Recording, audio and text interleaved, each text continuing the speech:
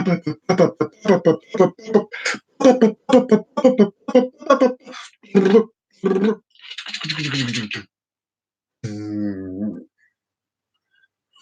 to the show. Trev the Rev is here. Kachunga, my friends. Trev the Rev and I know Vicar. We are live on air, live on a sunny Saturday evening. So I'm not expecting many people to listen in on this video today, but someone's here ready. Hello, stranger, whoever you are. Welcome to the show. Hello, and how are you doing? How are you doing? Welcome to the show. And as usual, I'd like to start the show by doing my advertisings by saying, if you like the show, hit that like button. If you're not already, please subscribe. And when you want to know when it's coming out, ring that bell. Ring that bell. Well, my friends, how are we doing today? How are we doing? I'm going to start off with some bad jokes. I'm going to start off with the bad jokes. I don't mean the politicians. No, don't mean politicians. Yeah. So the first joke is how much money does a pirate pay for corn? A buccaneer. A buccaneer. Yeah, I know. That's bad. I know. Don't interrupt someone working intently on a puzzle. Chances are you'll hear some crosswords. Funny. I'm a big fan of whiteboards. I find them quite remarkable. Yeah, I know the pun gets worse. You see the tumbleweeds going across the screen. Well, what are we talking about today? We are talking about many things today. But a little while ago, I did a video on my top 10 films for Nicolas Cage. And I heard a lot of good things about it. People like to hear it. So I thought it's about time I brought out another one. And this is going to be my top 10 by another film star. And I actually found this hard to do because I thought he'd done more films than what he's actually done. I know, that's your first clue about who this person is. Hello out there, whoever you are. Hello. He was born. I have got notes to the side. That's why you'll see me look outside. I do apologise. I need the notes to make this look really good. So he was born on February the 18th, not in 1954. That means he's old. That does mean he's old. Yes, it does. And he shot to fame in two major films in the mid-70s. I'm not going to mention the films yet because I'm going through his bits and pieces. First film he appeared in only a small part. The first film he filmed, this film was tripping over my words. I'm tripping over my words. The first film he appeared in only a small part was a film called Emergency. But his first main part was in Carrie, which surprised me. I never knew he was in Carrie. I'm talking about John Joseph Travolta. John Travolta. John Travolta. I'm doing the time. He does. It's Saturday Night Fever. Staying alive. I can't sing to save my life, can you? I cannot sing to save my life. Whoever's out there, welcome to the show. Please let me know who you are so I can say hello to you properly. Yeah, as the same list with Nicolas Cage, there's going to be some films on here that you think, what? Really? And there might be some films that you think should be on there. And if you want to put the films that you think should be on there, please let me know and I can give you my thoughts. But most of these films are two on my list. I'm only the main rule, like Nicolas Cage, I need to see the film before I put them on the list because I can't say a film is fantastic unless I've seen it. Bar two films, because I know he in the 70s he had two films that he shot for fame that I'll cover later on. I've only done small notes on it because I couldn't get a lot of information after his film. But there you go. This is how we fun. First one, first film that I put down, me, was the actual first film I saw him in. John Travolta. Staying alive, staying alive, staying alive. No, it's not. It's not that film yet. That's coming up. That's coming up, and this it's going to be repeating quite a way through. Quite a way through, you know. Quite a way through. So yes, what will we talk about? Well, he started this film alongside Kirstie Alley, and it featured a baby that talked. Funny enough with the voice, and welcome to the show number 2. And he started along this. Yeah, I'm tripping over my word. I'm tripping over my word. He starred in the film alongside Kirstie Alley as this love interest, and it featured a baby who spoke with a voice just so happened of Bruce Willis. So yes, you got a kid speaking with the voice of Bruce Willis, who then in the sequel had a sister that spoke with a voice.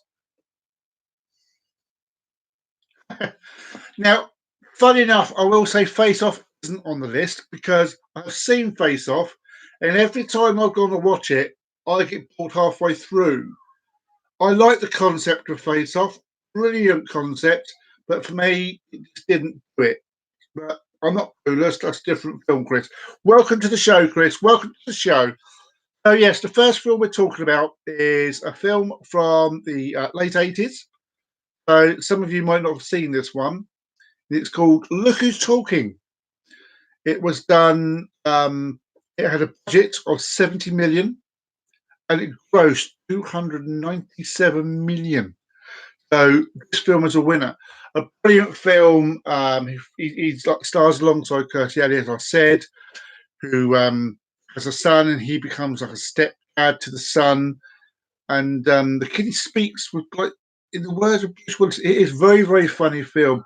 I can recommend it. And so well that it had 2 sequels, I believe.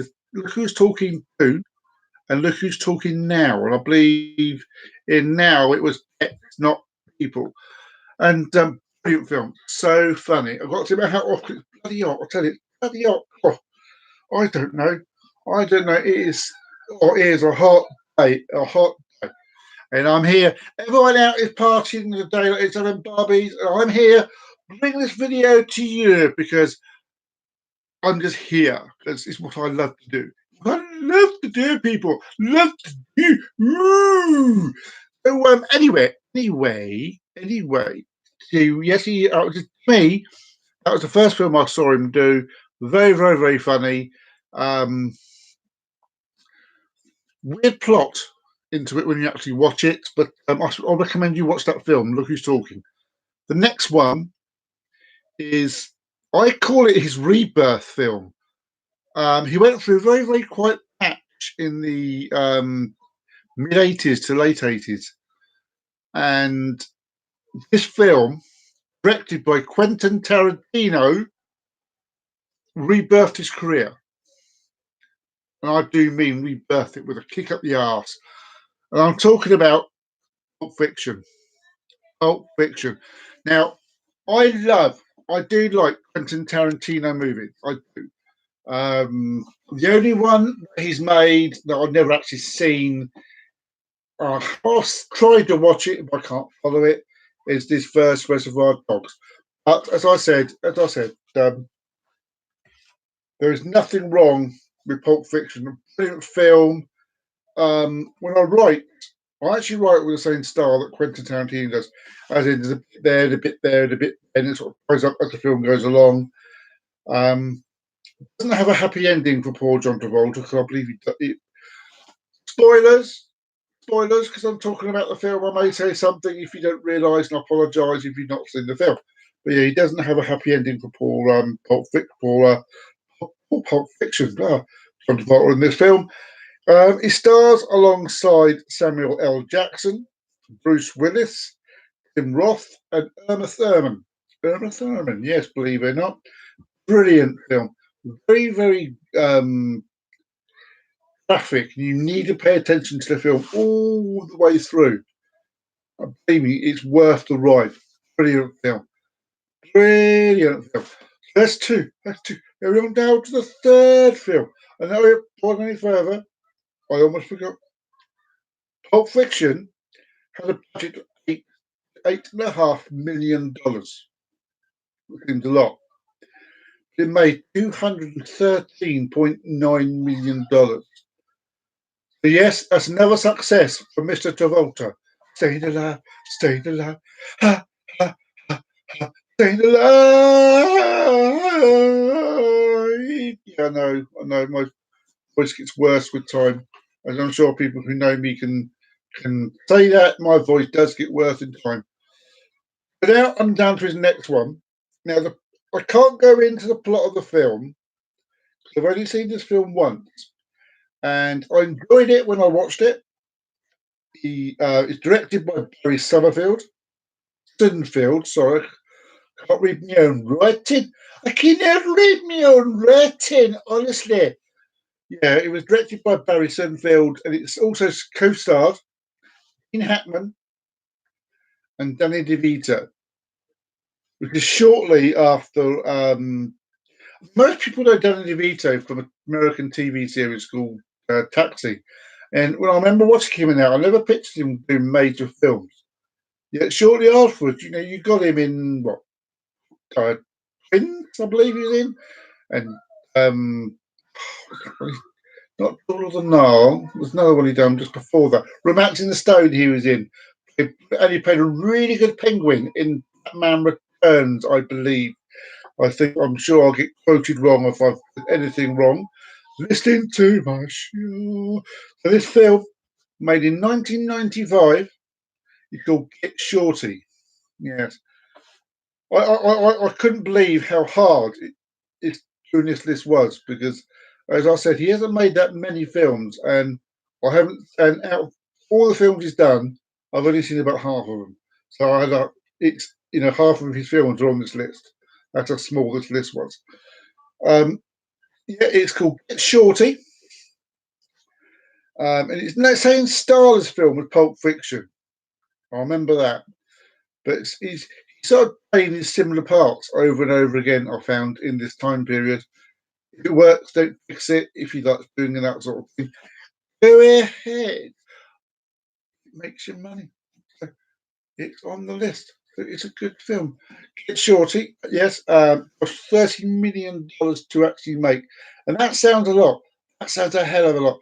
So you consider it made $115 million. You know,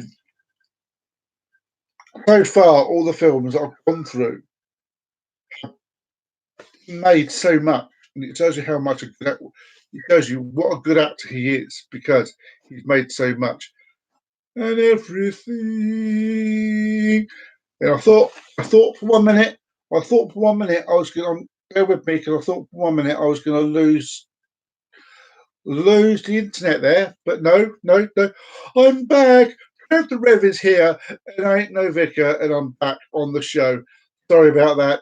Shows you this thing is live. You never know what's going to happen on this show. You never know what's going to happen on this show because things just go mad, mad. I tell you, mad. Yes. Anyway, next on this list, just here on my little magic top 10 pad list. This is the. It's funny, it's here, but it should have been further along the list because, as I said, I put this in. I forgot he made this one, and it's co-stars. It is directed by Dominic Sena, and that's not Sena as in you can't see me, you can't see. How can someone do that right and say you can't see me? Well, I can see him. He's like, no. It starred Hugh Jackman alongside Halle Berry and Vinnie Jones. Say Vinnie Jones, he ain't done that many films, and I wasn't aware he was in this one. I forgot he was in this film. And yes, I'm talking about Swordfish. Swordfish. Brilliant film. He plays the head of a criminal empire trying to do a robbery, and he hires someone played by Hugh Jackman to corrupt Hugh Jackman played this high-tech whiz with computers and stuff. Very good film. Very, very good film. Came through a phase. There's a lot of these films coming out where unusual films. I'm talking about Snatch. I'm talking about Pulp Fiction. I'm talking about Lock, Stock and Two Smoking Barrels, I believe it's called. And it's this weird style of films that come out, and it's like a craze. They're brilliant films. Brilliant films. And Swordfish is a long one. Trust me, watch Swordfish. You'll love it. You will love it. And we continue down the list of my top 10 films by John Travolta. Staying alive, staying alive, staying alive. Yeah, yeah, I know. My voice is getting worse. Next film. When I went to watch this film, I just knocked the table. That's why the camera shook a little bit. I apologise. I'm a human being here. Phew. I hit the table with my foot when I was getting changing position. When I went to watch this film, and this is a very distinct film directed by John Woo, I was going through a phase of my life where I became a massive fan of Christian Slater. I remember watching him. Sweetheart, how you doing? And those who are watching, I am talking about Roz, my missus. She's just come online. How you doing, sweetheart? So yes, I watched this film on the strength of Christian Slater. Brilliant film this is. I remember watching Robin Hood, Prince of Thieves, and found the part played by Christian Slater very, very good. He was a fantastic actor. I watched him in a few other films that he's made and decided to watch this one as well. Unbeknown to me, John Travolta was in this film as well. Hits the list. John Travolta. Ha, ha, ha, ha. Staying alive, staying alive. Ha, ha, ha, ha. Staying alive. No, it's not that film. It's not that one. This film is called Broken Arrow. Yes. And he plays the bad guy in this film. And he plays a very, very good bad guy in this film. Brilliant. So calm and peaceful, but he plays it so well. And basically, Broken Arrow is a code name for a nuclear missile that's been stolen. And hence the term of the list. I don't know what's more scary, that we've had a nuclear missile being stolen, or it happens so often there's a code name for it. I love that line. Brilliant. And so Broken Arrow, and he stars alongside Christian Slater, as I said. John Woo was going through a phase of making some good films. I believe John Woo, actually going back to Chris's comment earlier on, I believe John Woo was actually director of Face Off. I could be wrong there. Please let me know if I am. Yes. So yeah, a budget of 50 million. Now that's a big budget, and it made 150.2. But compared to the other ones on this list so far, it didn't do as well. Trust me, Broken Arrow, brilliant film. I thoroughly recommend it. Next, has been on one of my lists before. I made a list a while ago where, oh, sorry, sweetheart, I forgot. Mwah! There you go. There you go. How was that? Nice. And there are two films that made my favourite films of all time. And these two films are on it. So these two films have to sort of appear here, really. The first one was made in 1996, funny enough, same time as Broken Arrow. It's made by Touchstone Pictures. I couldn't find the director of the film. A very quiet film. It's called Phenomenon. Now you've got to think of Muppets. It's not about them. It's not. He's a very quiet man in a quiet town in the middle of America who, on his birthday, sees the light in the sky and it comes down and he knocks him out. And when he comes to, he starts developing intelligence and gifts and stuff. Brilliant film, very, very good film. You need to watch it from start to finish. You can't watch 12 things whilst it's on. Brilliant film. It cost 32 million to make, and it made 152 million dollars. Again, it could have been a lot better. On this phase of his life, I believe he was calming down a little bit. Brilliant film. And in the same year, another film that he made came out called Michael. And in this, he starred alongside Andy McDowell and Bob Hoskins. And it made 190 million in the charts. And he's played this archangel called Michael, whose main job with the film was to put the two people together romantically wise. Loving. And it is a very, very quiet comedy film. Very, very good. It's actually what I call a road movie as well. It was on the road, as they say. And brilliant film. Very, very quiet film. But again, I can recommend. It's hard to find exactly how quiet it was. If you can find it, watch it. Trust me, brilliant film. The next one was he dove into a Walt Disney film. Da, da, da, da, da, da, da, da, da, da, da, da, da. Staying alive. Ha, ha, ha, ha. Staying alive. Yes, I'm talking about Walt Disney, animated film, and he starred as obviously he'd star in the film, it's an animated film, but he voiced the main character, being Bolt. Made in 2008, and it is Bolt was like a superpowered dog, where he was in the film, but the dog in real life in the film wasn't, and it is a very good film. I thoroughly recommend it. It cost 150 million to make, made $310 million in climatic destination. Yeah. Next on the list, the next two films. I said there were two films on this list that I've not seen them. I want to watch them, and when I get the chance, I will do. But it's just finding the time and obviously when they're on as well. These two films are the films that shot into fame in the 70s. And we're talking about Grease, John with Olivia Newton-John. See,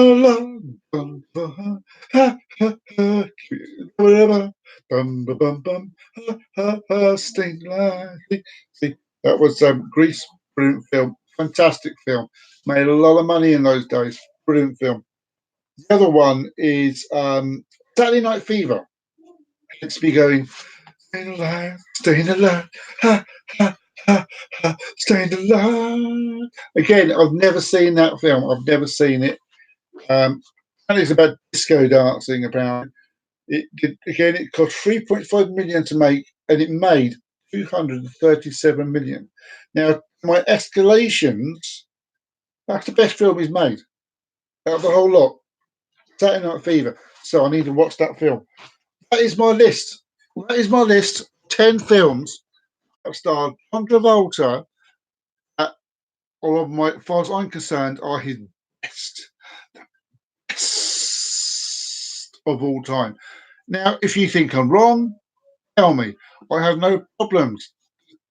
Text me or leave me comments on the video. Let me know what you think. Let me know who else you'd like me to do a top 10 of. I'm ignoring actually with him and Keanu Reeves today as well. I'm thinking about doing him. I might do him later on in a month or so. Yes. So now we come to the point in the show where I would normally be jabbering with those listening on air. But although there's someone here, they're not actually talking to me, so I can't do that. That's what I make some funny noises, or some faces, and jibber jabber. What have I been doing today in this hot weather? Well, one of my favourite shows on Netflix has come back. It has returned. So I've been watching that today. Of course, I'm talking about Stranger Things season 3. Brilliant show if you ever get a chance to watch it. You can't come in halfway through. You need to go to the start and watch it from there. Brilliant show. I could see myself gluing to the old laptop watching that until it's only got another 6 episodes to go through. I just watch these things with a vengeance when they're available to watch. And I'm tripping over my words. I'm tripping over my words again, day after day. day after day, day after day. So we come to the end. This is my normal show, which is half an hour, and we're coming to that now. So if you've enjoyed the list, please let me know. Obviously, hit the like button. Please hit the like button because that's how this thing works. If you haven't already, please subscribe to my channel. Obviously, ring that bell, and you'll know when the videos are coming out.